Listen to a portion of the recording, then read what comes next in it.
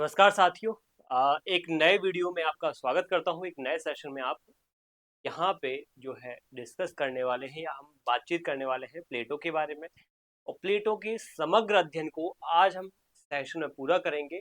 और यहाँ पे बहुत सारे नए नए सिद्धांतों को, बहुत सारे नए नए जो इनके अध्ययन पद्धतियाँ इनकी अलग अलग किताबें हैं, उनको अलग अलग सिद्धांतों को यहाँ पे समझेंगे, अवधारणाओं को यहाँ पे डिकोड करेंगे कि क्या क्या ये कहना चाहते थे, किस प्रकार के विचारक हैं ये। और बीच बीच में मैं कुछ ऐसी बातें आपको बताऊंगा जो एग्जाम में पूछी जा चुकी हैं या पूछे जाने की संभावना है। तो चलिए स्टार्ट करते हैं। ग्रीक विद्वान एक जो प्लेटो, जो कि यूनान में 428 ईसा पूर्व से 347 ईसा पूर्व के बीच में देखे जाते हैं। शुरुआती एक बेसिक वाला जो परिचय है वो हमने देख लिया था, क्या है ये। इनके अलग अलग प्रश्न जो किताबों पर, न्याय सिद्धांत पर, आकार प्रत्यय सिद्धांत पर, ये हमने देख लिया था। और भविष्य में भी जो अलग अलग टॉपिक से प्रश्न जो है पूछे जा सकते हैं, तो वो भी मैंने आपको बता दिया था। ज्ञान मीमांसा संवादों के पाठ इन सबसे। फिर प्रारंभिक परिचय जो है, ये व्यक्ति जो है ये प्लेटो एथेंस का निवासी है, सुकरात इनके गुरु हैं। सुकरात जो है इनके ऊपर प्रभाव मुख्य रूप से जो पड़ता है वो 30 का शासन, ठीक है। रूल ऑफ 30, 30 कुलीन लोगों का शासन का, सुकरात के मृत्यु दंड देने का। और यहाँ पे एक जो इटली में जो ये है, इटली की जो वहाँ पे जो क्या कहते हैं, डायोनीसियस के पुत्र, ठीक है, उसको यहाँ पे जो है शिक्षा देने के लिए जाते हैं वो, ठीक है। तो वो सब चीज़ों का प्रभाव पड़ता है, जिस वजह से वो जीवन में कई सारी चीज़ों को प्रतिपादित भी करते हैं। और कई सारी अज्ञातवास, ज्ञान की खोज की यात्राएं भी उनकी देखी जाती हैं, ठीक है, उतनी महत्वपूर्ण नहीं है। ठीक है, ये हमने डिस्कशन कर लिया था। सिराक्यूज वगैरह की यात्रा, हाँ, ये इटली में जो सिराक्यूज है उसकी यात्रा का हमने डिस्कशन किया था। डायोनीसियस जो द्वितीय है, इसको शिक्षा देने के लिए वो जाते हैं डियोन के आग्रह पर। चलिए, फिर हमने यहाँ पे प्रभाव में हेराक्लीट्स, ठीक है, अलग अलग लोगों का प्रभाव पड़ता है। पाइथागोरस का प्रभाव, सुकरात का तो देखो इनके गुरु हैं, तो सुकरात का तो अल्टीमेट प्रभाव पड़ेगा। सद्गुणी ज्ञान है, शासनिक कला है, द्वंदात्मक पद्धति का ज्ञान, ठीक है। फिर पाइथागोरस का ज्यामिति का ज्ञान, और सबसे महत्वपूर्ण एक आत्मा का 3 गुण, ठीक है, आत्मा के 3 गुण। आत्मा का अमृत, वो आत्मा क्या होती है, स्थिर होती है, शरीर मरता है, आत्मा एक शरीर से दूसरे शरीर में जाती है। ये बात उन्होंने पाइथागोरस से सीखी थी। हेराक्लिट्स, ठीक है, हेराक्लिट्स बताते हैं कि एक नदी में दो बार पैर नहीं रख सकते, यानी कि जो ये है, सत्य क्या होता है, परिवर्तनशील है, नश्वर है, या फिर जो भौतिक दुनिया है जो हमें दिखाई देती है वो परिवर्तनशील है, सत्य है। और वो मतलब सॉरी, भौतिक दुनिया क्या है, दिखाई नहीं देती है, परिवर्तनशील है और नश्वर है, सत्य नहीं है, ठीक है, सत्य नहीं है वो। और सत्य क्या है, अल्टीमेट जो है वो ढूंढना मुश्किल है बहुत ज्यादा। चलिए, इसके बाद स्थायित्व का सिद्धांत पार्मेनिडीज से सीखा था। थ्योरी ऑफ फॉर्म्स, प्रत्यय आकार का सिद्धांत जिसको बोलते हैं। पेलोपोनेशियन का वॉर, जिसमें एथेंस हार गया था स्पार्टा से, तो वो वाला युद्ध का प्रभाव पड़ा। स्पार्टा एक अच्छा देश है, अच्छा नगर राज्य है, ये बातें वो सीखते हैं, वहाँ का साम्यवाद यहाँ एथेंस में लेके आते हैं। 30 का शासन, रूल ऑफ 30, कालतंत्रीय शासन का प्रभाव पड़ता है। सुकरात को मृत्युदंड, सिराक्यूज का कटु अनुभव, आदर्शवाद, 3 बार सिराक्यूज की यात्रा करते हैं ये। राज्य नियंत्रण शिक्षा, साम्यवाद, महिलाओं की स्थिति, ये सब उन्होंने जो है कहाँ सीखा, ये उन्होंने स्पार्टा की व्यवस्था से सीखा था। ये तीनों चीजें बहुत अच्छे से याद रखना। स्पार्टा से क्या सीखा, राज्य ही शिक्षा देगा, साम्यवाद होगा, सैनिक जो है ना तो संपत्ति रखेंगे, ना पत्नी रखेंगे, ना मतलब शादी नहीं करेंगे। जो कुछ महिलाएं हैं सेना में जा रही हैं, तो वो भी पति या मतलब एक हस्बैंड जैसी स्थिति नहीं रखेंगे, और पति नहीं होंगे उनके, ठीक है। और महिलाओं की स्थिति कैसी होगी, बहुत ही बराबर स्तर पे, ठीक है, ऐसा नहीं कि सिर्फ पुरुषों की स्थिति ठीक थी, महिलाओं को भी उतने ही समान तरीके से जो है बराबरी का हक था जीवन जीने का। प्लेटो की रचनाओं में हम सबसे महत्वपूर्ण याद रखेंगे कि संवादात्मक पद्धति का यूज करके रचनाएं की हैं। एपोलॉजी पहली किताब है जो गांधी जी ने यहाँ पे बात की है, जिसके वे सत्यवान नाम से, ठीक है, मतलब सत्यवान नाम से गांधी जी ने इसके ऊपर पुस्तक लिखी है गुजराती में। और मेन इसका फोकस जो एपोलॉजी का है, वो विषय वस्तु आपको पता होना चाहिए। इसमें मोनोलॉग टाइप का है, इसमें सुकरात जो है उनके ऊपर बिना जांची परखी गई जिंदगी जीने का योग नहीं है। इस प्रकार से जो है यहाँ पे एक स्टेटमेंट जो मिलता है सुकरात का, वो ये मिलता है, ठीक है। और यहाँ पे सुकरात का तो मेन कॉन्टेक्स्ट तो ये था कि उनको यहाँ पे मारा गया था, उनकी हत्या हुई थी, एक प्रकार से उनको जो मृत्यु दंड दिया गया था, प्लेटो उनकी हत्या बोलते हैं, वो यहाँ पे हुआ था उनको मृत्युदंड। क्यों, क्योंकि युवा को भ्रष्ट किया और देवताओं को मानने से मना कर दिया, तो इस वजह से सुकरात को मृत्युदंड देने के बाद इसमें एपोलॉजी में मिलेगी देखने को। क्रीटो की बात करें तो क्रीटो भी इम्पोर्टेंट है, जिसमें क्रीटो से जो है क्रीटो जो भागने का कहते हैं, लेकिन ये मना कर देते हैं कि इनको अपना जो है विचारों की जो महत्ता है वो पता थी। रिपब्लिक एक बहुत महत्वपूर्ण किताब है जो न्याय और आदर्श राज से जुड़ी हुई है, ठीक है। के बाद यहाँ पे सिंपोजियम, सिंपोजियम जो है भोज पार्टी के दौरान विभिन्न पात्र प्रेम के देवता की प्रशंसा में भाषण देते हैं, इसमें प्लेटोनिक लव की बात होती है, ठीक है। ये सब चीजें हो जाती हैं। सिंपोजियम से क्वेश्चन आ चुके हैं। फीडो हो गई है, विषपान ठीक करने से मानविक वर्णन किया गया है, इसमें सुकरात का भी। जॉर्जियास भी है। उसके बाद यहाँ पे द स्टेट्समैन, स्टेट्समैन के बारे में पता होना चाहिए। इसमें उन्होंने इलियाटिक अजनबी, ठीक है, एक मुख्य पात्र है, वो युवा सुकरातिक पात्र, ठीक है। तो इसमें ये है कि विभिन्न जैसे क्या होता है, बताया गया है कि प्लेटो एक शासक की तुलना एक बुनकर से और चिकित्सक से करते हैं, और जैसे विभिन्न धागों को जोड़ करके जो है समाज को कहीं ना कहीं यहाँ पे विभिन्न धागों, समाज के विभिन्न धागों को जोड़ करके रखता है, क्योंकि आदर्श दार्शनिक राजा भी वैसे ही करता है, ठीक है। जैसे बुनकर का काम क्या है, धागों को जोड़ करके कपड़ा बनाना, वैसे ही एक आदर्श राजा, दार्शनिक राजा, स्टेटमैन, राजमर्मगी पूरे समाज को जोड़ के रखेगा। इस तरीके की बातें होती हैं। निरंकुश नहीं होगा वो। द लॉज में वो न्याय, लॉज यानी कानून के शासन की बात करते हैं। तो यहाँ पे नॉकट्यूर्नल, रात्रिकालीन परिषद का भी अस्तित्व आता है जो कानूनों को लागू करेगी, ठीक है। नॉकट्यूर्नल काउंसिल, ये कई बार पूछा जा चुका है, तो लॉज में इसका वर्णन किया गया है। हिमायस है, ठीक है। उसके बाद और भी कई सारी किताबें हैं, जैसे इनका क्रम पूछ लिया जाता है। एपोलॉजी सबसे पहले, रिपब्लिक, फिर उसके बाद स्टेटमेंट, फिर उसके बाद फिर द लॉज। रिपब्लिक न्याय और आदर्श राज्य पर है। स्टेटमेंट राजनीति संविधान का वर्गीकरण है। लॉज में कानून प्रशासन है। सिम्पोजियम में पैम सौंदर्य है। हिमायस में है सृष्टि विज्ञान का, ठीक है, वर्णन। इस तरीके से चीजें हमें देखने को मिलती हैं। फिर उसके बाद मैनो है, स्मरण का सिद्धांत जिसमें दिया गया है। प्रोटागोरस है, ठीक है, जिसमें सदगुण को पढ़ाया जाता है। फिर उसके बाद फ्रेडस है। उसके बाद थिएटिस है, थिएटीटस है। पार्मेडीज है, यूथिफ्रो है, ठीक है। तो ये सब हमने डिस्कशन कर लिया था। आज जो हम डिस्कस करने वाले हैं वो सबसे महत्वपूर्ण डिस्कशन यही है कि आपको यहाँ पे पता होना चाहिए कि जो किताबें, मुख्य किताबें हैं प्लेटो की, जो सबसे ज्यादा पूछी जाती हैं, वो है यहाँ पे रिपब्लिक, के बाद है स्टेटमेंट, फिर उसके बाद है लॉज। एक तो रिपब्लिक के बारे में पढ़ेंगे, दूसरा पढ़ेंगे स्टेटमेंट के बारे में, तीसरा यहाँ पे लॉज के बारे में, ठीक है। इनके बीच में एक डिफरेंस क्रिएट करेंगे, तो यही आपको अच्छे से पता होना चाहिए।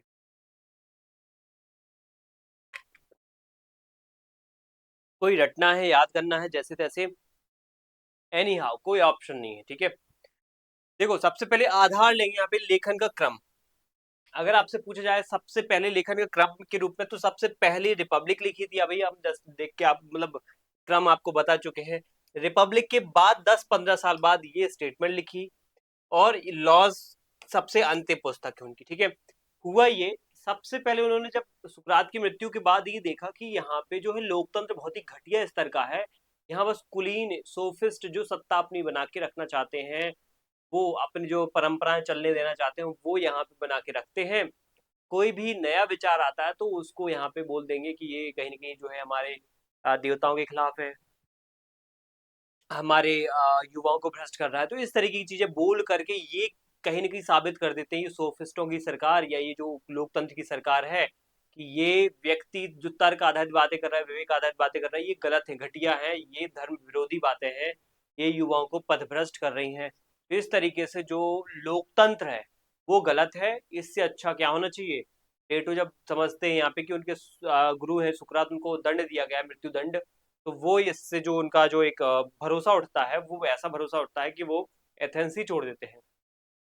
वो अलग अलग जगहों पे यात्राएं करते हैं, बहुत सारे देशों में यात्राएं, 12-15 साल यात्राएं करने के बाद जब वापस एथेंस आते हैं, उनको समझ आ जाता है कि ऐसा करते हैं, यहाँ पे एकेडमी की स्थापना करते हैं। एकेडमी की स्थापना करने के बाद पहली बार उन्होंने एक किताब महत्वपूर्ण लिखी, वो यहाँ पे रिपब्लिक, जिसमें उन्होंने दुनिया भर की जो अलग अलग व्यवस्थाएं थी उसमें लोकतंत्र की कई सारी कमियों को उजागर किया।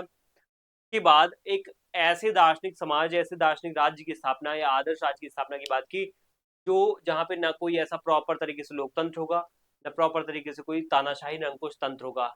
वहां पे राजतंत्र होगा, और राजा जो होगा उसमें वो आदर्श होगा, इतना दार्शनिक होगा, इतना आदर्श होगा, इतना विवेकशील होगा, इतना तर्कशील होगा, जिसके अंदर कोई एक दुर्गुण ही नहीं है, जो पूरी तरीके से सद्गुणों से भरा हुआ है, कोई गलत काम ही नहीं करेगा।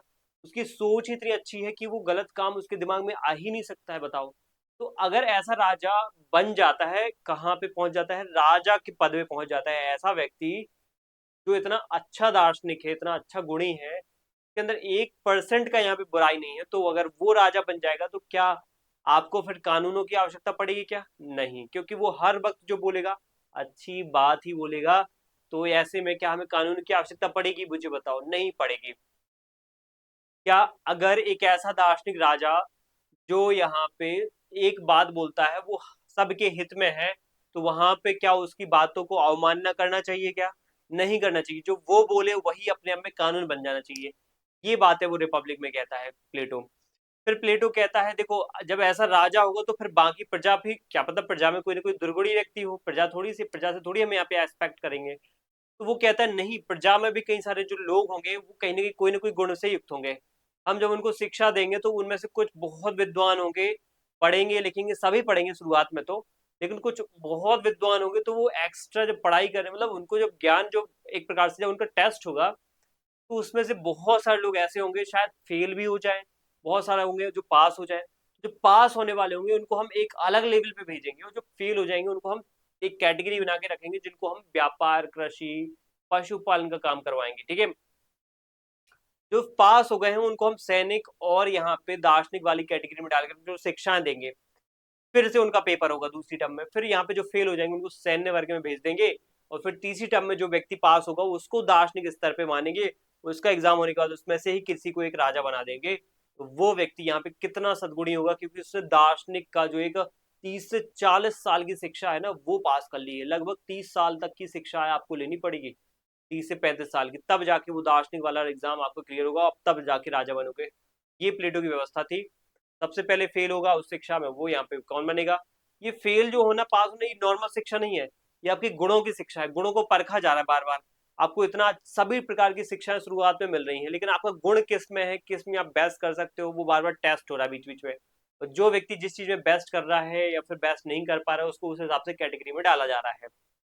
जो सबसे कमजोर है तो उसको व्यापार, पशुपालन, जो इच्छाओं का कहीं ना कोई फैक्टर में ग्रस्त है, किसी न किसी कारणवश कोई ना कोई भूख से जो है इच्छा से ग्रस्त है, कि कहीं धन पाने की इच्छा है, कोई बड़ा कुछ करने की इच्छा है, तो वो व्यापारी वर्ग में चला जाए तो ज्यादा बेटर रहेगा। लेकिन जिसके अंदर संपत्ति, धन कमाने की इच्छा नहीं है, वो सैनिक वर्ग में जा सकता है, ये दार्शनिक वर्ग में जा सकता है। तो फिर उनको हम और पढ़ाएंगे लिखाएंगे, उनसे और कुछ एग्जाम करवा करके फिर पता लगाएंगे कौन यहाँ पे साहसी ज्यादा है। साहसी जो होगा उसको सैनिक वर्ग में भेज देंगे। साहसी नहीं है, जो दार्शनिक वालों के गुणों में ज्यादा सर्वगुण संपन्न है, तो उस वाली कैटेगरी में हम उसको आदर्श राजा की कैटेगरी में भेज देंगे। तो कहने वाला ये पॉइंट है, कहने वाला ये बात समझाने वाली ये यहाँ पे बात हो सकती है कि आपको यहाँ पे पता होना चाहिए कि रिपब्लिक के माध्यम से सिर्फ राजा को यहाँ पे नहीं बोला गया कि वो दार्शनिक होना चाहिए, प्रजा भी अपने गुणों के आधार पे बटी होना चाहिए। तो पूरी व्यवस्था एक प्रकार से एक न्याय आधारित व्यवस्था होगा हो पाएगी, क्योंकि जो व्यक्ति जिस गुण से संपन्न है उस गुण के आधार पर उसको वो काम सौंपा गया है जिस गुण में वो कहीं ना कहीं क्या है, माहिर है। सर उस गुण में वो क्या है, बहुत अच्छी योग्यता रखता है, कुशलता रखता है। यही तो उसके साथ न्याय होगा, यही तो उसके साथ जस्टिस होगा, न्याय होगा, है ना। और जिस व्यक्ति को हमने जिस गुण से वो युक्त है वो काम न करवा के दूसरा काम सौंप दिया तो वो उसके साथ अन्याय होगा। न्याय का सिद्धांत यही है, रिपब्लिक में देते हैं। क्यों? क्योंकि आदर्श राज्य की स्थापना करनी है। ठीक है। अगर बात करी जाए यहाँ पे आदर्श राज्य काल्पनिक, जो आदर्श राज्य बाद में वो बात अलग है, काल्पनिक साबित होता है क्योंकि लागू नहीं हो पाता है। संभावित और प्रोबेबल जो यथार्थवादी राज्य का वर्णन है। ठीक है। अब आदर्श राज्य की बात तो रिपब्लिक में कर देते हैं, लेकिन बाद में लागू नहीं हो पाता है क्योंकि ऐसा दार्शनिक व्यक्ति ढूंढना असंभव है। क्योंकि वो सर्वगुण संपन्न हो, हर बात में अच्छे ही फैसले ले, स्वार्थी ना हो किसी भी रूप में, और सत्ता का लालच ना हो उसके अंदर, ऐसा भी ना हो, तो ये ऐसा व्यक्ति ढूंढना बहुत मुश्किल है। तो बाद में उनको भी अकल आ जाती है, फिर वो लिखते हैं किताब स्टेटमेंट करके। क्या नाम लिखी उन्होंने? स्टेटमेंट करके, जिसमें उन्होंने बताया राजमर्मज्ञ होना चाहिए। आदर्श राजा कैसा दार्शनिक रूप में होना चाहिए, निरंकुश ना हो, उसके अंदर ये गुण, लालच वाले गुण ना हो, उसके अंदर कोई ये तानाशाही वाले गुण ना हो, निर्णायकवाद के गुण ना हो, राजमर्मज्ञ होना चाहिए वो। ठीक है। लेकिन वो चीज भी लागू नहीं हो पाती है, तो बाद में उनको समझ में आ जाता है कि द लॉज, फिर नियम ही बनाने पड़ेंगे, क्योंकि यहाँ पे ऐसा व्यक्ति ढूंढना बहुत मुश्किल है। ऐसा करते हैं, नियम कायदे बना लेते हैं। ठीक है। पहली व्यवस्था में उन्होंने बोला कि ऐसा करते हैं, पूरे देश पूरे समाज को ही राज्य, आदर्श राज्य बना देते हैं। हर एक व्यक्ति को, प्रजा में भी हर एक व्यक्ति अपने गुणों के आधार पे क्या होगा, बटे हुए काम करेगा। ठीक है, जैसे भारत में वर्ण व्यवस्था है। लेकिन बाद में उन्हें पता चला कि हर व्यक्ति को ऐसे गुणों के आधार पे नहीं बांटा जा सकता है। तो स्टेटमेंट करके उन्होंने बोला कि चलो एक काम करते हैं, सिर्फ दार्शनिक राजा को यहाँ पे बना देते हैं, बाकी प्रजा तो फिर ठीक हो ही जाएगी। वो भी नहीं हो पाया, तो फिर उन्होंने बोला कि सीधा लॉ बनाते हैं, ऐसा करते हैं, राजा गया भाड़ में, प्रजा गई भाड़ में, जो करना है करो, नियम बनेंगे, कानून बनेंगे, कानून के हिसाब से तुम राजा चलेगा और कानून के हिसाब से प्रजा चलेगी, बस चुपचाप ये फॉलो कर लो। तो ये व्यवस्था आपको बिल्कुल इस तरीके से याद होना चाहिए। और यही राज्य के स्वरूप की अलग अलग व्यवस्थाएं हैं। आदर्श राज्य इसमें, यूटोपियन राज्य इसमें, संभावित प्रोबेबल राज्य या फिर राजमर्मज्ञ की स्थिति, और वास्तविक रियल एस्टेट या उप आदर्श राज्य की बात यहाँ पे करते हैं। द्वितीय सर्वश्रेष्ठ राज्य उन्होंने बोला है, याद रखना। आदर्श राज्य यहाँ पे हो, द्वितीय द्वितीय क्या उप आदर्श राज्य यहाँ पे तीसरी कैटेगरी में है, इसमें मत टिक कर देना क्योंकि ये आपको लग सकता है, लेकिन इसमें मत टिक कर देना जरूर। इसमें राजमर्मज्ञ की बात हो रही है, लेकिन यहाँ पे उपादर्श राज्य नहीं है, ये उपादर्श राज्य, ठीक है। अगर हम बात करें यहाँ पे मुख्य विषय की, तो यहाँ पे न्याय, दार्शनिक, राजा, आदर्श राज्य, इन सब की बातें रिपब्लिक में मिल जाएंगी। लेकिन अगर हम स्टेटमेंट की बात करें तो यहाँ पे राज्यों का वर्गीकरण, मिश्रित राज्य और राजमर्मज्ञ की बात यहाँ पे मिलेगी, ये आपको पता होना चाहिए। यहाँ पे दार्शनिक, राजा की बात, तो यहाँ पे राजमर्मज्ञ, ठीक है। लॉज में हमें क्या बात मिलती है, व्यावहारिक विश्लेषण, कानूनों का शासन और मिश्रित संविधान, ठीक है। लिखित नियम और कानून की व्यवस्था, रिटन लॉज की व्यवस्था यहाँ पे देखने को मिलेगी। संप्रभुता का पास, संप्रभुता दार्शनिक राजा के पास है, यहाँ पे संप्रभुता किसके पास है, दार्शनिक राजा के पास, वो जो करेगा वही अंतिम सत्य है। यहाँ राजमर्मज्ञ के पास संप्रभुता व्यक्ति में नहीं बल्कि लॉ में है, यहाँ पे लॉ के पास संप्रभुता है, यहाँ पे किसी एक व्यक्ति के पास नहीं, एब्स्ट्रैक्ट कर दिया उसको, ठीक है। के बाद हम शासक की तुलना की बात करें तो गडरिया या चरवाहा यहाँ पे इससे तुलना की गई है, और यहाँ पे स्टेटमेंट में चिकित्सक या पायलट, बुनकर से तुलना की गई हो, यहाँ पे कानून का जानकार के रूप में उसको बताया गया, ठीक है। तो शासक को यहाँ पे स्टेट में रिपब्लिक में क्या बताया गया है, रिपब्लिक में बताया गया गडरिया या चरवाहा, ठीक है। इस तरीके से वो लीड कर रहा है, या शेफर्ड कह सकते हैं। इसमें चिकित्सक के रूप में बताया गया, जैसे डॉक्टर है, पायलट है, बुनकर धागों को इकट्ठा करके रखता है, ठीक है। फिर यहाँ पे कानून के जानकार के रूप में, यहाँ पे कानून के स्थान की बात करें तो कानून का जो स्थान है रिपब्लिक में, कोई कानून नहीं होगा क्योंकि राजा ही इतना आदर्श है, इतना दार्शनिक है कि कानून की आवश्यकता ही नहीं है। दार्शनिक राजा के कानून से ऊपर है, विवेक को महत्व देने की बात यहाँ पे बोली गई है। राजा को कानून से संचालित और न संचालित होने पर आधार पर जो है जो इसमें मेनली ये बोला गया कि कानून से संचालित हो, ठीक है, और ना संचालित होने के आधार पर बांटा गया। मतलब ये है कि कानून के कुछ चीजें कानून के हिसाब से चलेंगी, कुछ चीजें कानून के हिसाब से नहीं चलेंगी। जैसे राजा है तो राजमर्मज्ञ जो है वो अपने यहाँ पे कानून से श्रेष्ठ है, वो ऑलरेडी क्या है, राजमर्मज्ञ स्टेटमेंट है, वो उसके लिए लॉ की आवश्यकता नहीं है, वो खुद अपने में लॉ है। तो ये यहाँ पे अनलॉफुल माना जाएगा, कुछ चीजें लॉ के हिसाब से चलेंगी, तो यहाँ पे दोनों बातें हैं। लॉज में देखो कानूनी सर्वोच्च है, शासक भी कानून के अधीन है। यहाँ पे शासक के अधीन कानून के अधीन शासक नहीं था, स्टेटमेंट कानून के अधीन नहीं था, लेकिन यहाँ पे स्टेटमेंट कानून के अधीन हो जाता है। तो यहाँ पे तो कुछ भी कानून के अधीन नहीं है, सब कुछ कानून से ऊपर है, कानून नाम की कोई जिक्र नहीं है इसमें, ठीक है। इसके बाद अगर हम देखें रिपब्लिक में सुकरात का प्रभाव क्या है, तो सुकरात मुख्य पात्र है, उनका गहरा प्रभाव बहुत है, ठीक है। सुकरात को यहाँ पे नायक के रूप में दिखाया गया है। सुकरात के प्रभाव से पूरी तरह मुक्त है स्टेटमेंट और यहाँ पे लॉज जो है सुकरात के प्रभाव से पूरी तरह मुक्त है, एथेंस वासी मुख्य वक्ता है, तो ये भी पूरी तरह मुक्त है, ये भी पूरी तरह मुक्त है। लेकिन इसमें आदर्श राज्य की बात है क्योंकि सद्गुण आदर्श व्यवस्था की बात ज्यादातर सुकरात करते हुए, उसी को ज्यादा एम्फेसाइज किसने किया, प्लेटो ने किया है, ठीक है। चलो, तो ये हमारा डिस्कशन यहाँ पे हो जाता है, किसके ऊपर हमने यहाँ पे देखा कि कैसे 3 किताबें जो हैं बहुत ज्यादा पूछी जाती है, उनमें कंटेंट को लेकर के बहुत ज्यादा कंफ्यूजन रहती है, तो वो मैंने आपको बता दी। अब हम यहाँ पे आगे बढ़ेंगे।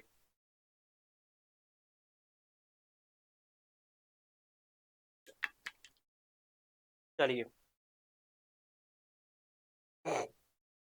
कुछ अन्य महत्वपूर्ण वैचारिक अंतर, ठीक है, ठीक है। पहला अगर हम अंतर देखें साम्यवाद और आत्म संयम में, ये बीच में अंतर क्यों डाले मैंने इसलिए डाले क्योंकि पहले ही अगर हम समझ जाएं कि साम्यवाद और आत्म संयम में क्या अंतर है, क्योंकि कई मामलों में कंफ्यूज करेंगे हमें, ठीक है। देखो जनरली हम अभी पढ़ के आए, थोड़ा बहुत तो आपको भी नॉलेज होगा कि साम्यवाद जो चीज होती है वो यहाँ पे प्लेटो ने क्या बताई है कि पत्नियों का साम्यवाद मतलब पत्नी रखो ही मत, या पति का संवाद मतलब पति रखो ही मत, मतलब शादी ही मत करो। संपत्ति का संवाद मतलब संपत्ति होनी ही नहीं चाहिए, ये बात बोली गई है। तो क्या ये आत्म संयम ही कहलाती है क्या, नहीं। रिपब्लिक कहती है कि न्याय की प्राप्ति के लिए बाह्य या भौतिक साधन के रूप में संपत्ति और परिवार के संवाद की क्या है, कड़ाई से हमें फॉलो करना पड़ेगा, समर्थन करना पड़ेगा, जरूरत होती है। अगर हमें क्या करना है, हमें भौतिक साधन के रूप में हमें न्याय की प्राप्ति जो है न्याय की प्राप्ति के लिए अगर हमें बाह्य भौतिक साधन रखने पड़े तो हमें वो चीज से भागना है, दूर हटना है। न्याय की प्राप्ति में अगर हमें बाधा बन रहे हैं कौन सी, संपत्ति और परिवार, तो हमें इनको दूर रखना है। इनका हमें जो है उपयोग नहीं करना है। किनका, ये संपत्ति और परिवार, ठीक है। कहीं ना कहीं हम इनके संरक्षक कहलाएंगे, लेकिन ये इसको इसको रखने, इस पे मालिकाना हक रखने का अधिकार नहीं है, ठीक है, न्याय की प्राप्ति के लिए। तो संपत्ति और परिवार के साम्यवाद की बात बोली गई है, ठीक है। अब लॉज, ठीक है, इसमें बोला गया है कि प्लेटो ने साम्यवाद का परित्याग कर दिया, संपत्ति व परिवार का समर्थन किया, ठीक है।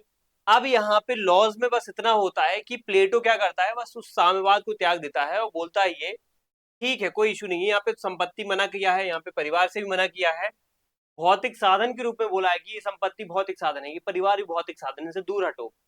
यहाँ पे बोल रहे हैं नहीं, ऐसा नहीं है, आप संपत्ति भी रखो, परिवार भी रखो यहाँ पे, क्योंकि न्याय की स्थापना के लिए साम्यवाद की बजाय आपको आत्म संयम होना जरूरी है।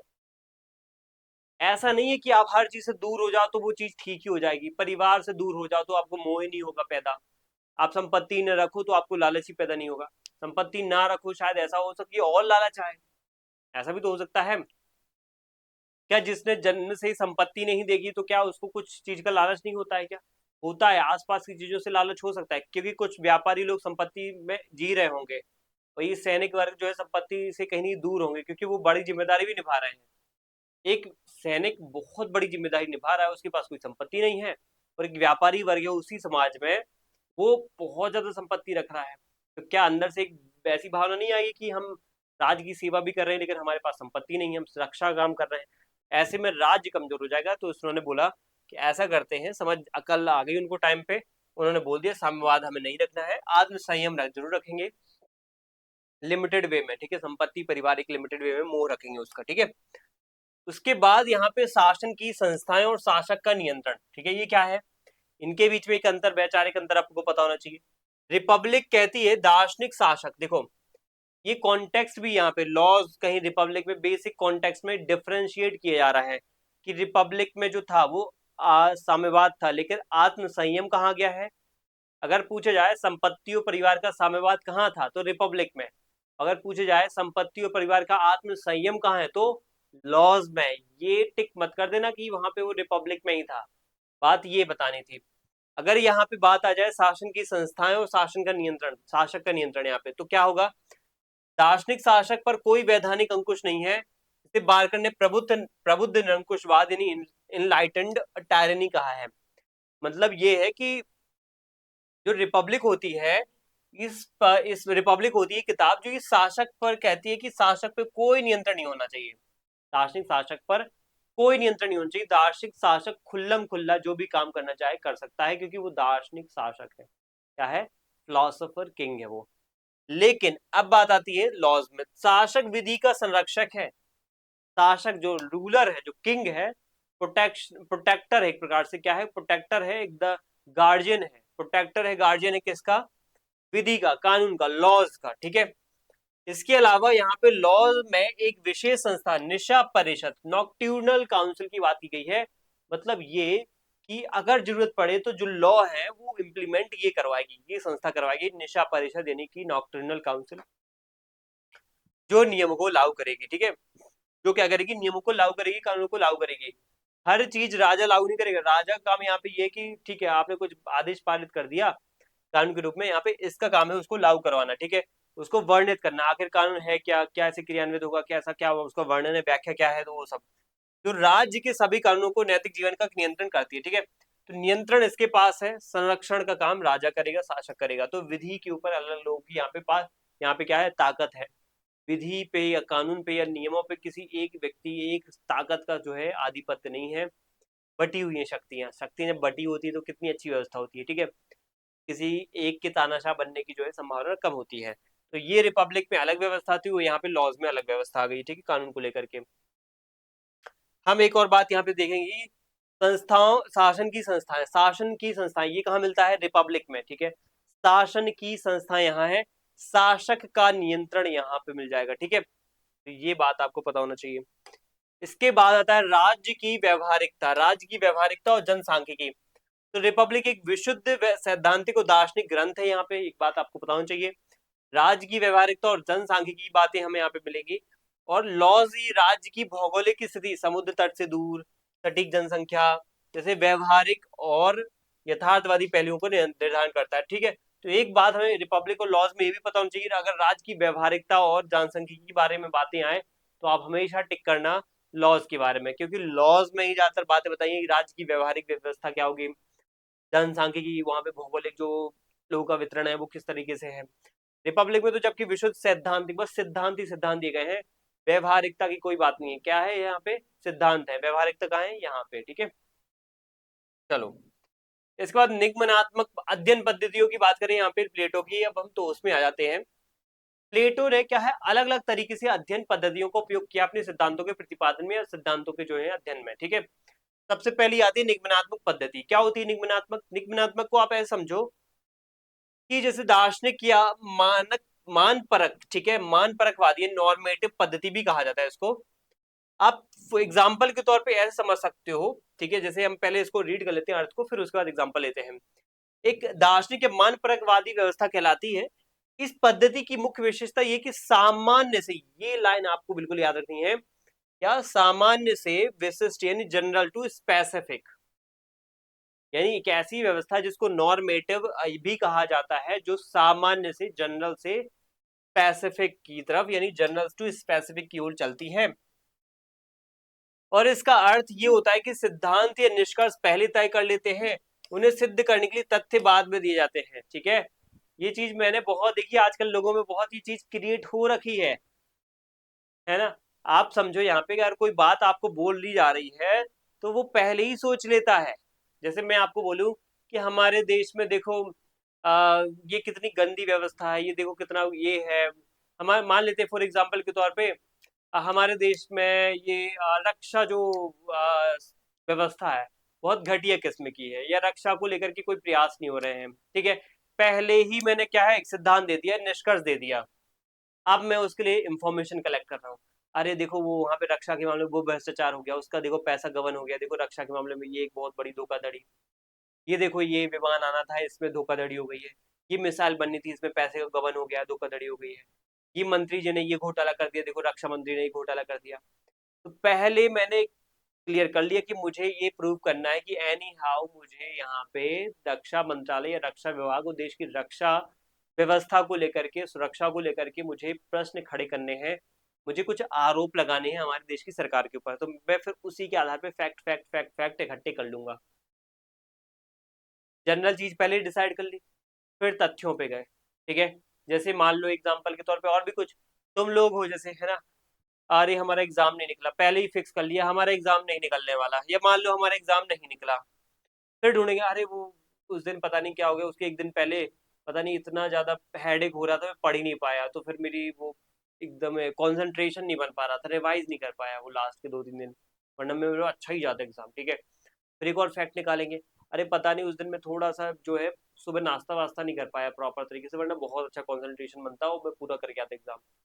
ठीक है, तो पहले फिक्स कर लिए कि मुझे ये बोलना है कि मेरा एग्जाम अच्छे से नहीं गया, मेरा एग्जाम नहीं अच्छे से गया, मैं ऐसे बोलूंगा तो क्यों लोग बिलीव करेंगे, जब बिलीव करेंगे जब मैं इसको स्पेसिफिक तथ्यों से पुष्ट कर दूंगा, वेरीफाई कर दूंगा। क्या ये बात होती है, आजकल लोग इंडिया में बहुत खतरनाक हो गए हैं, प्लेटो जैसी पद्धतियों का यूज कर रहे हैं। आप समझ गए, आज अगर आसपास लोग दिखें जिनका पहले ही आपको पता है कि ये ऐसा ही बोलेगा और उसके इर्द गिर्द फैक्ट ढूंढ के लेके आएगा, वो समझ जाओ ये प्लेटो जितना विचारक बन गया है ना, प्लेटो जितनी बड़ी बड़ी पद्धतियों का डिडक्टिव मेथड का यूज कर रहा है, निगमनात्मक पद्धति का यूज कर रहा है, क्या वाकई इसको ज्ञान है? नहीं, ये बकवास है, ये जो व्यक्ति कर रहे हैं ये बकवास है। हाँ, प्लेटो ने जहाँ यूज किया है वो बहुत ही एक्यूरेट है, उसका जो फाउंडेशन है वो किस तरीके से वो यूज करता है, किस तरीके से उसको अपनाता है, वो देखना हमें पड़ेगा। क्यों करता है पहले ये जानो, कारण क्या है। प्लेटो का मुख्य उद्देश्य ये था कि आदर्श की स्थापना करना, उसने पहले ही दिमाग में बैठा लिया था कि मुझे आदर्श राज्य बनाना है, निष्कर्ष पहले ही विकसित कर लिया है, अब उसको स्पेसिफिक फैक्ट इकट्ठे करने हैं, कैसे उनको बनाया जाए। देखो आदर्श राज्य अगर आज हो जाएगा ना तो स्वर्ग लगेगी धरती है ना, लेकिन क्या संभव है? नहीं है। तो ये निष्कर्ष अगर इस पे पहुंच रहे हैं तो ये बहुत अच्छी बात है, लेकिन होना संभव है असंभव है। ठीक है, तो जो होना चाहिए ना कि जो वर्तमान में है उसका वर्णन करना। इसलिए उन्होंने आदर्श राज्य की कल्पना की और फिर उसकी संरचना गढ़ी। पहले ही आदर्श राज्य की कल्पना दे दिया, फिर उसमें क्या चीजें चाहिए क्या नहीं चाहिए, कौन सी व्यवस्था होना चाहिए, दार्शनिक राजा होना चाहिए, साहसी सैनिक होना चाहिए, और भूखा और इच्छा और एपेटाइट आधारित यहाँ पे जो है ये व्यापारी कृषक वर्ग होना चाहिए, पशुपालक वर्ग होना चाहिए, जो तीसरा वर्ग है। फिर उसके अलग अलग सिद्धांत दिए कहीं यहाँ पे, तो आदर्श राज, न्याय सिद्धांत, ये सिद्धांत वो सिद्धांत, ठीक है। और फिर पुष्ट करने की बात की तो पहले निष्कर्ष, फिर उसके बाद अलग अलग स्पेसिफिक तथ्य। इस पद्धति का प्रयोग मुख्य रूप से प्लेटो की महान कृति रिपब्लिक में बहुत अच्छे से हुआ है। निम्नात्मक पद्धति ये कराती है, ठीक है। फिर आती है उद्देश्य परक पद्धति, जिसको बोलते हैं टेलियोलॉजिकल मेथड। आपने पढ़ा होगा यहाँ पे टेलियोलॉजिकल मेथड के बारे में। ये होती है वो पद्धति कि ब्रह्मांड में विद्यमान प्रत्येक वस्तु का कोई ना कोई एक अंतिम क्या होता है, लक्ष्य या उद्देश्य होता है, पर्पज होता है। कोई भी चीज हो रही है तो वो क्यों हो रही है, क्या वजह हो सकती है। वजह ये हो सकती है यहाँ पे कि जो भी हो रहा है यहाँ पे, उसके पीछे कोई ना कोई यहाँ पे उद्देश्य होगा, कोई ना कोई लक्ष्य होगा, तभी ये चीजें ऐसी हो रही है। पृथ्वी घूम रही है सूर्य के चारों ओर, सूर्य भी घूम रहा है किसी न किसी यहाँ पे बड़ी गैलेक्सी की तरफ, ठीक है, गैलेक्सी के चारों ओर। तो कहने वाली बात ये है कि इस तरीके से चीजें चल रही हैं, क्या है उनका उद्देश्य, क्यों हो रही है, क्या वजह हो सकती है। गहराई में सोचो कभी कि ये पृथ्वी भी घूम रही तो अंतिम रूप से उसको मिल क्या जाएगा, है ना। चलो ठीक है, हम विज्ञान के कुछ नियमों को सोच ले कि विज्ञान में कुछ ऐसे नियम है जिस वजह से चीजें ऑटोमेटिक हो रही हैं। अब कुछ ऐसे बल लग रहे हैं तो लग रहे हैं, गुरुत्वाकर्षण, आप केंद्रीय बल, अभी केंद्रीय बल वगैरह हो रही हैं चीजें वो पे, तो बल बल ये लगे कैसे, क्यों आ गए ये बल, कहाँ से आ गए ये, है ना। हम क्यों जन्म, हमारा क्यों जन्म हुआ है, ठीक है। तो इतना सोचोगे ना तो, है ना, पागल खाने जाना पड़ जाएगा, ठीक है। लेकिन इतना नहीं करना है हमें। खैर हमें ध्यान देना है इन चीजों पे कि उद्देश्य परक पद्धति जो है, ये इस कॉन्टेक्स्ट में वो यूज करते कि आखिर जो चीज हो रही है उसके पीछे क्या लक्ष्य, क्या उद्देश्य है। ये पद्धति सुकरात के कार्य कारण संबंध से लिया जाता है कि कोई कार्य हो रहा है तो उसके पीछे क्या कारण है, ठीक है। तो अपनाया जाने का कारण यही है कि समझाने के लिए भौतिक जगत की वस्तुओं का वास्तविक स्वरूप उनके अंतिम उद्देश्य में छिपा होता है। प्लेटो के साथ साथ अरस्तु ने भी इस पद्धति का प्रयोग किया, ठीक है। तो उद्देश्य परक पद्धति के उपयोग करने के पीछे भी क्या उद्देश्य है वो हम यहाँ पे समझ गए हैं कि वहां पे वो जानना चाहते थे कि हर एक वस्तु के पीछे क्या उद्देश्य है। यही उद्देश्य परक पद्धति का क्या है, उद्देश्य है ना। तो आपको समझ में आ गया होगा कि मेरा क्या उद्देश्य है आपको समझाने का। वो यही उद्देश्य है कि यहाँ पे हर एक वस्तु का कोई ना कोई यहाँ पे कारण होता है, लक्ष्य होता है, या फिर कोई ना कोई ऑब्जेक्टिव या उद्देश्य होता है, ठीक है। ये यहाँ पे बात हो जाती है। उदाहरण के तौर पर प्लेटो का संपूर्ण दर्शन और उनका प्रसिद्ध प्रत्ययों का सिद्धांत, थ्योरी ऑफ आइडियाज फॉर्म्स, इसी उद्देश्य परक पद्धति पर आधारित होता है, ठीक है। तो ये बात हमारी हो जाती है।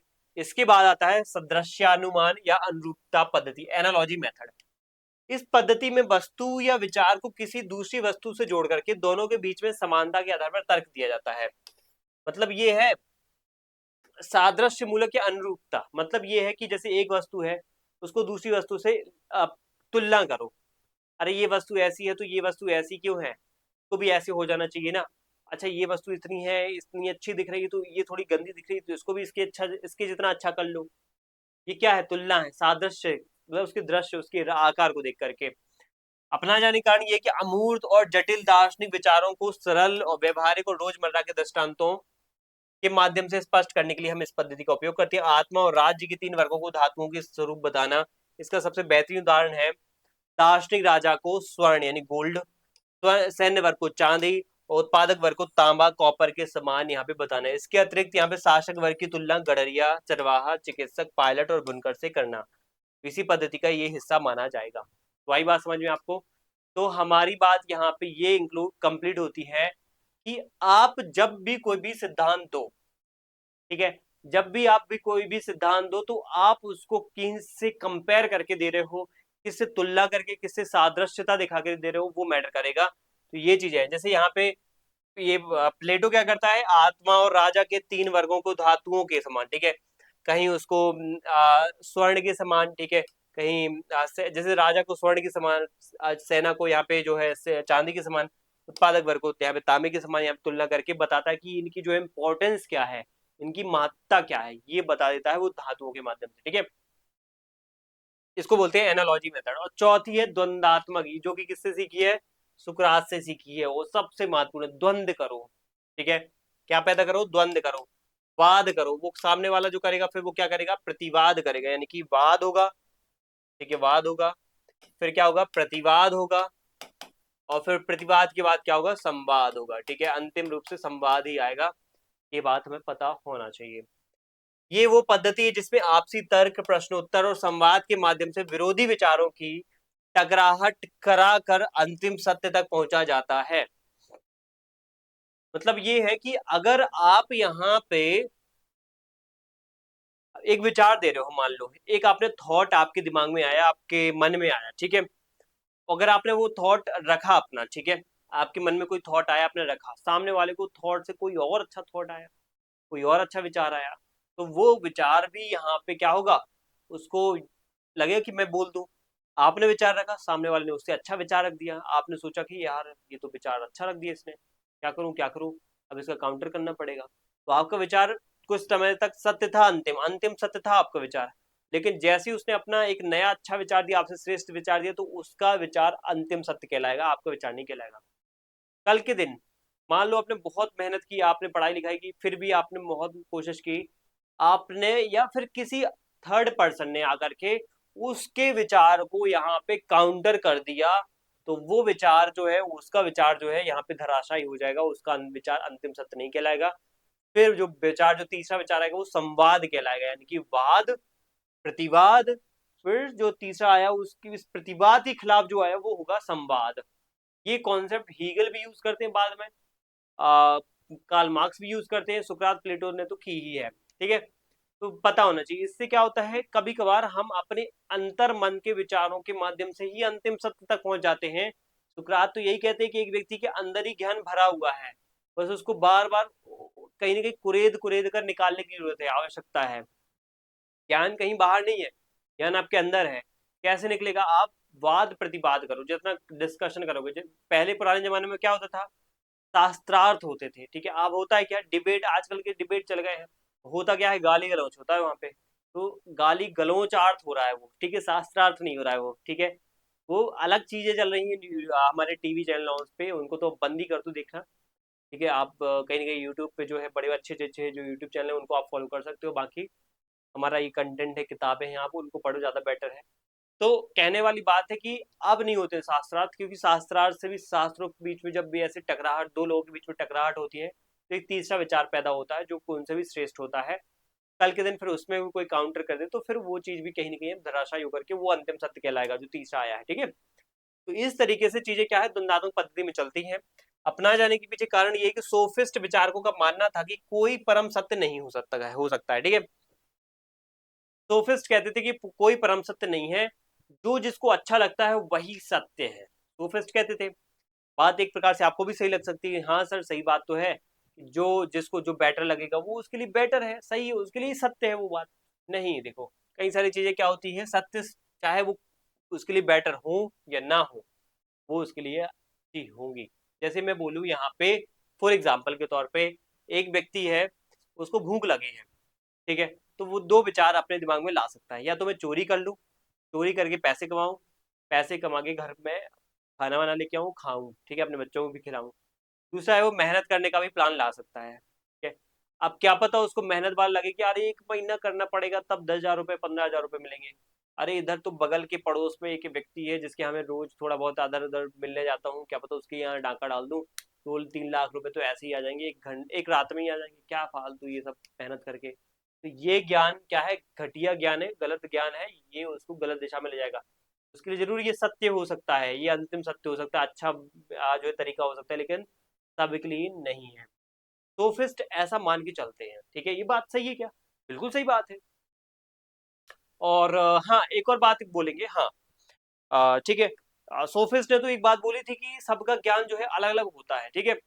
अब सोफिस्ट ने एक बात यहाँ पे बोल दी कि जैसे एक व्यक्ति है उसको चोरी करना अच्छा लगता है, किसी को चोरी करना अच्छा नहीं लगता है। जैसे मैंने अभी एग्जांपल के तौर पर बताया कि एक व्यक्ति को दो प्रकार के थॉट आ सकते हैं, उसको लग सकता है कि चोरी करना ज्यादा बेटर है, तो वो चोरी भी कर सकता है। किसी को शायद वो बगल उसका दोस्त हो, उसको लगे कि शायद मेहनत करना ज्यादा बेटर होगा, तो मेहनत करता है, वो उससे सैलरी पैसे वैसे कमाता है, फिर खाने को लेके आता है, तो उसके लिए वो ज्यादा बेटर हो सकता है।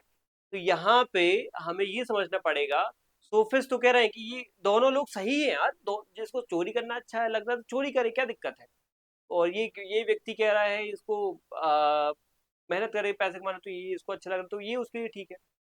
यही सुकरात और प्लेटो लोग नाराज हो जाते हैं कि ऐसी बात नहीं करना चाहिए। ठीक है, ऐसे में क्या सही समाज बन पाएगा, आदर्श समाज बन पाएगा, आदर्श राज्य बन पाएगा क्या? जिसको जो मन में आएगा वो करेगा, तो ऐसे में समाज ही नहीं बचेगा। कल के दिन किसी को किसी का शोषण करना, किसी के साथ बलात्कार करना, किसी के साथ हिंसा करना, किसी की हत्या करना भी अच्छा लगा तो वो कर देगा क्या? वैसे में हम उसको अंतिम सत्य मान लेंगे, अरे इसको तो इसकी तो ये इच्छा थी, इसको करना ही था, कर दिया, कोई दिक्कत नहीं, हटाओ ये सब। नहीं, अंतिम सत्य ये है कि यहाँ पे सबकी भलाई हो, सद्गुण हो, दुर्गुण ना हो। सद्गुण ही अंतिम सत्य है। ठीक है, वो सद्गुण क्या है? वो आपके अंदर भरा हुआ है, अच्छे गुण, अच्छे गुण, सत्य गुण। ठीक है, वो आपके अंदर ही खुद भरा हुआ है, उसको बस द्वंद करके हम निकालेंगे।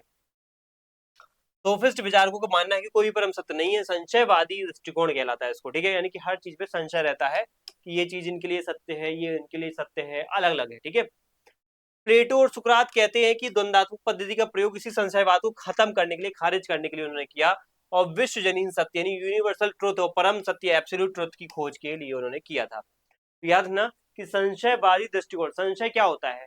जब किसी एक चीज पे टिक ना पाओ, आज ये सही है कल वो भी सही है। तो सोफिस्ट यही तो कह रहे हैं कि किसी के लिए ये सही है, किसी के लिए वो सही है, आज ये सही है कल वो भी सही हो सकता है। लेकिन प्लेटो और अरस्तू कहते हैं नहीं, ऐसा नहीं है, एक बार एक चीज फिक्स कर लो, उसको उसके आधार पे ही आप उसको सत्य मानो। हमने यहाँ पे कैसे सत्य निकाला? तो प्लेटो सुकरात यहाँ पे कहेंगे कि हमने ये सत्य निकाला द्वंदात्मक पद्धति से, द्वंद किया। इसने एक बात बोली, हमने उस पर काउंटर कर दी बात, फिर उसने बात बोली, फिर काउंटर कर दी, तो अंतिम रूप से जहां रुक गए दोनों, वो अंतिम सत्य होगा। और भी लोगों से अगर काउंटर करके द्वंद्वात्मक पद्धति के माध्यम से हमने वो कर ली चीजें, बहुत बड़े समूह से कर लिया, तो उससे जो बीच बात निकल के आएगी वो अंतिम सत्य ये होगी कि वो सबके अकॉर्डिंग होगी, सबके लिए बेस्ट होगी। ठीक है, अगर आपको नहीं लगती बेस्ट तो काउंटर करो उस पर, है कि नहीं? अगर मान लो तुम्हें कोई ना कोई बात हमारी बुरी लगती है, कोई कानून बुरा लगता है, नियम लगता है, तो उस पर काउंटर करके उससे अच्छी बात बोलो, आपकी बात लागू हो जाएगी। ठीक है, प्लेटो की संवादात्मक शैली में लिखी गई रचनाएं रिपब्लिक में विभिन्न पात्रों, सिफालस, थ्रेसिमेकस, ग्लेकोन, इन सब के बीच में सुकरात क्या होते हैं, वही द्वंदात्मक पद्धति से डिस्कशन होते हैं। न्याय पर होने वाली तर्कपूर्ण चर्चा, सुकरात विरोधी मतों का खंडन कर सत्य स्थापित करते हैं। और जैसे सुकरात ने तो किया, ये प्लेटो ने भी अपने अलग अलग शिष्यों के साथ इसका किया प्रयोग। इस पद्धति का प्रयोग बाद में दार्शनिक हीगल और कार्ल मार्क्स भी करते हैं, बता चुका हूँ आपको। ठीक है, तो ये बात आपको पता होनी चाहिए। हीगल का है आदर्शात्मक जो द्वंदात्मक पद्धति है आदर्श राज्य के लिए, नेशन स्टेट के लिए, और यहाँ पे ये कार्ल मार्क्स है भौतिकवादी द्वंद्ववाद। ठीक है, तो ये हमारा यहाँ पे जो है डिस्कशन हो जाता है। अगली जो डिस्कशन हमारी होगी वो प्लेटो के प्रमुख ज्ञान मीमांसात्मक तत्व मीमांसा को दार्शनिक सिद्धांतों पर होगी। हम पूरे के पूरे सिद्धांतों को नेक्स्ट सेशन में कवर करेंगे। स्टार्टिंग में कुछ यहाँ पे बेसिक बेसिक फाउंडेशनल वाले जो सिद्धांत है उनको बताऊंगा। उसके बाद जो उनके एक्चुअल के बड़े बड़े राजनीतिक सिद्धांत जो एग्जाम में पूछे जा सकते हैं, उनके जो की टर्म्स है वो आपसे पूछे जा सकते हैं, तो वो मैं आपको बताऊंगा। चलिए मिलते हैं नेक्स्ट सेशन में। थैंक यू एंड जय हिंद।